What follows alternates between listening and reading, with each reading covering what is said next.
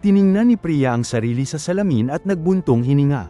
Ang kanyang balat ay tila mapurol at pagod, kahit na nakatulog siya ng buong 8 oras. Sinubukan niya ang bawat mamahaling cream at mask, ngunit ang pagod na hitsura ay ayaw umalis. Sana magningning na lang ulit ang balat ko, naisip niya, na may kaunting kawalan ng pag-asa. Nakita ng kanyang ina, si Leila, ang kanyang kalungkutan at dinala siya upang makilala ang isang friendly na nutritionist. Ipinaliwanag ng nutritionist, si Dr. Anil, na ang tunay na kislap ay nagsisimula sa loob.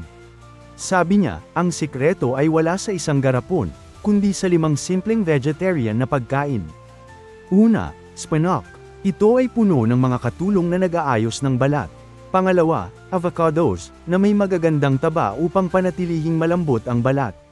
Pangatlo, walnuts, mga nuts, maliliit na powerhouse na lumalaban sa pamumula. Pang-apat, sweet potatoes, kamote, na nagpoprotekta sa iyong balat mula sa araw.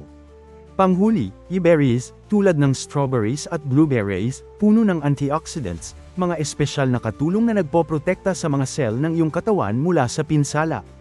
Nagsimula si Priya na idagdag ang 5 bagay na ito sa kanyang pang-araw-araw na pagkain. Pinalitan niya ang chips ng walnuts at sinimulan ang kanyang araw sa isang spinach at berry smoothie. Pagkatapos lamang ng ilang linggo, naging malinaw ang pagbabago.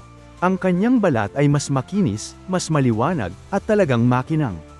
Para akong nakahanap ng natural na liwanag sa loob ko, masaya niyang sinabi sa kanyang ina. Nakalimutan na ang mamahaling cream.